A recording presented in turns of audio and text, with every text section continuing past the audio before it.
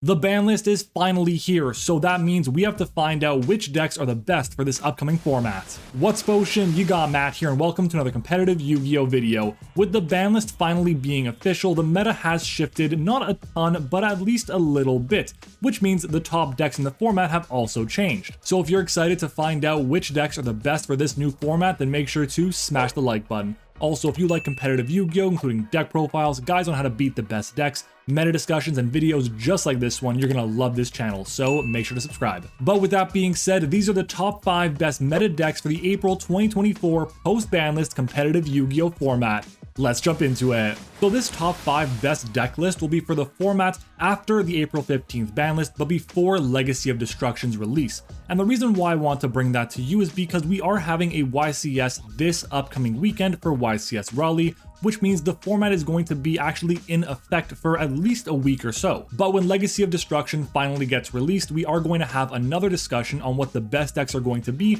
once we get Tenpai Dragon, the new Melodious support, the new Yubel cards, and so on. Now, when I look at the meta, I see plenty of different decks that have a lot of potential to compete in this format. But I still see one specific deck that I think will dominate compared to the others and tower as the best deck of the format. But before I get to number 5, I have 3 decks I wanted to shout out. The first of which is going to be pure Snake Eye. This deck here isn't going to be a top 5 deck of the format in my opinion, it just lost way too much from the ban list. Pretty much the entire Forbidden section was geared towards hitting pure Snake Eye, and it did a very good job of doing that. If you still want to play Snake Eye, you definitely can. It's very good in plenty of other strategies, but you will have to take the engine and move it to a different deck to get the max potential because the synchro aspect of that pure variant was so important. I also want to shout out Runic Stun because while I really don't like this deck, I have to acknowledge it does have a lot of potential to perform well at YCS Raleigh. Even though the deck was geared towards beating the Snake Eye variants in the format, we still have one that's legal and that we know is going to be very good. With pure Snake Eye pretty much leaving the format, it won't be as powerful, but I do think it definitely deserves a spot in the shoutout section, and I think it'll get even better when Legacy of Destruction releases because we know that Runic decks have an inherently good matchup against Tenpai Dragon. And the last shoutout is for Thunder Dragon, specifically Bestial Thunder Dragon or Thunder Dragon Link or just Chaos Thunder Dragon. It's still not clear which variant of Thunder Dragon will be the best for the new format, but considering that there are so many amazing ways to play Thunder Dragon to access Thunder Dragon Colossus, a lot of players are going to be labbing it out to find out which variant is best. When we have more information, I think it'll be possible for Thunder Dragon to crack the top 5, but for the time being, I'm going to keep it as a shoutout. Starting off with our number 5 spot, we have Floowandereeze. The birds just will not die. The fact that this deck was completely untouched on the ban list is crazy.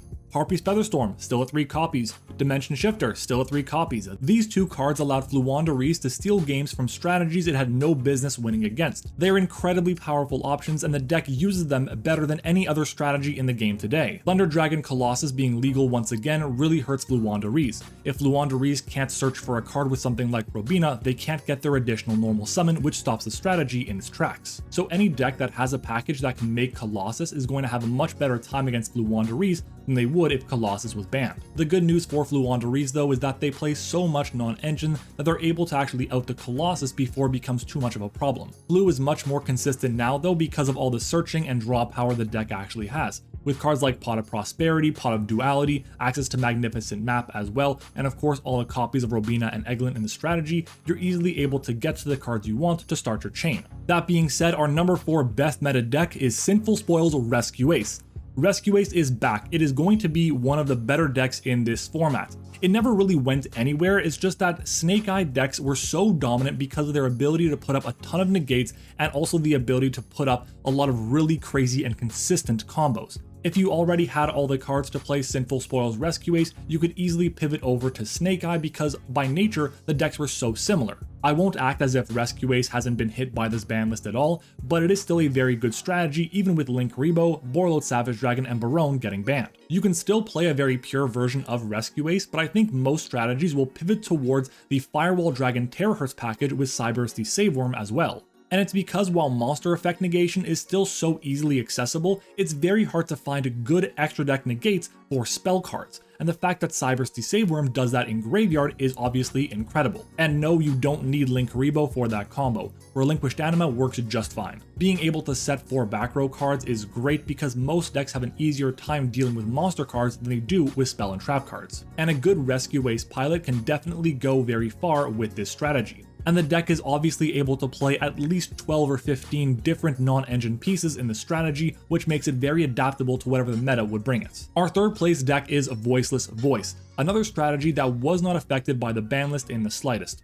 Sure, I guess Linkuriboh is annoying to be gone because of Low being a level 1 monster, but they weren't really playing it too often anyways. Voiceless will have a great time in this format because it doesn't specifically have a really bad matchup against any of the top decks. It doesn't really have a great matchup against them either. It's very neutral across the board. The deck is also incredibly resilient and you have to have multiple different ways to beat them because their follow-up is so incredible. They also have a good amount of room for non-engine, but considering they don't utilize the extra deck too much, they can actually take advantage of something like Super Polymerization, which is really good against a lot of the top decks, and not all the top decks can actually play Super Poly as effectively as Voiceless Voice. It's also the only deck on this list that has a built-in in-archetype Omni Negate. Most of the other decks I've mentioned so far could go into Borreload Savage Dragon or Barone for the Omni Negate, but considering those cards are banned, now Skull Guardian and Voiceless Voice have an advantage. The deck is also very consistent thanks to cards like Pot of Prosperity, Pre-Preparation of Rites, and of course Saphira to be able to search and send a card to grave. The end board doesn't usually look too insane. Usually they'll have a couple hand traps like Saravis or an Ash Blossom for example. They'll also usually have Skull Guardian with low up to get the negate and the attack boost, and they can access both the continuous spell and continuous trap with the ritual spell in the graveyard for additional protection. The deck did like to side in summon limit, but it doesn't really hurt the strategy too much. And you can still play a mini branded package in this deck as well. Not only does it help you get low into the graveyard for Skull Guardian, but it also gets you an extra disruption on the field in the form of Mirror Jade. Speaking of which, let's move on to our number 2 best meta deck, being Branded Despia.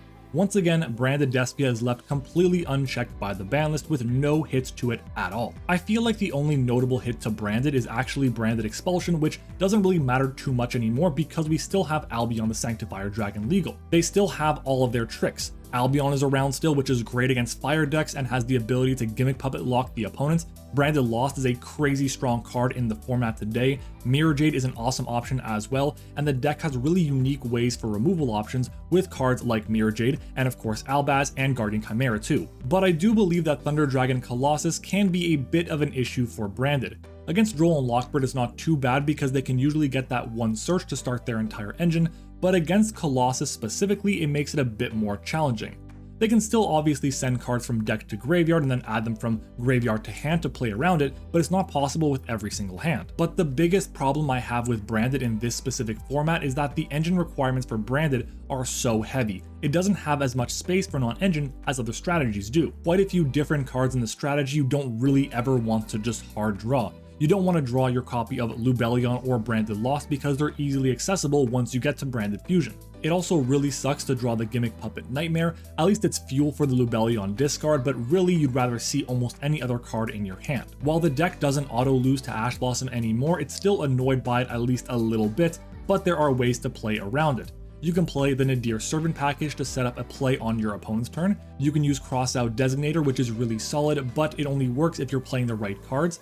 But the best option in my opinion is Triple Tactics Thrust for Fusion Duplication, which allows you to set up Branded Fusion on your opponent's turn. Branded Despia is such a strong deck in this format, and while this might be a bold statement, I think that Branded Despia has just fewer weaknesses than any other deck I've mentioned so far. But that brings us to our number 1 best meta deck for the April 2024 post-ban list format. And I'm sure you've guessed it already, it's Snake Eye Fire King. Pure Snake Eye has really fallen off because the Synchro package was so incredibly important to that strategy. But Snake Eye Fire King didn't play that package because what they wanted to summon off of original Sinful Spoils wasn't Jet Synchron, but legendary Fire King Ponix, to be able to get a search or eventually Fire King Island and allow them to get Garunix and Kirin and Arvada into rotation to get negates and destructions. They still use the extra deck a good deal, but they only really use it to summon out one form of negation, and that's going to be Appaloosa, which isn't a guarantee on every single turn. While the Linkuriboh ban does hurt the deck, it basically makes the Heat Soul line almost unplayable. You can still get to Heat Soul by using Sunlight Wolf and IP Masquerena, but you have to invest an additional body that Snake Eye Fire King doesn't always have. But at the same time, not every variant of Snake Eye Fire King was playing the Heat Soul package in their extra deck. Linkuriboh being gone hurts more so for Appaloosa than anything else. The reason why is because Linkuriboh is used very defensively to protect Appaloosa from being destroyed by battle. Both the Snake Eye and Fire King engines are still incredibly powerful, and the strategy is obviously very consistent because the Wanted package and Bonfires haven't been hit yet. The deck is still easily able to get to the Salamangreat Raging Phoenix OTK, it's a very consistent strategy, it's got negates with Appaloosa, it's got recovery thanks to Fire King Island, and it's got easily 12 to 15 spaces at least for non-engine. I will say though that because it's the best deck of the format and it's the best way to play Fire right now, we're going to see a lot of people play Cosmic Cyclone to deal with Fire King Island. We're going to see Evenly Matched because the deck doesn't have Spell and Trap Negation, and losing all those cards can be really problematic. And we're also going to be seeing a lot of people on Soul Release and Shaddoll Fusion because those packages are really good against the Snake Eye Fire King version of Fire decks. But even with all that, it's still clearly the best deck of the format. Will it be tier 0? I don't think so, but it's going to be a relatively short format before we get Legacy of Destruction, so it doesn't really matter too much. By the time we get the data to determine if it's actually a tier 0 format, Legacy of Destruction will release, meaning we'll get Tenpai Dragon, so we'll have another deck to compete against this strategy. But let me know what you think down in the comments below, as well as what are your thoughts on the ban list itself and what decks you think will be the best for this new format. And while you're down there, don't forget to leave a like on the video if you enjoy the discussion and subscribe to the channel as well. And don't forget to follow me on Twitter and join the Discord server, both of which are linked down in the description. Thank you for watching, I hope you enjoyed it, and I'll see you all next time.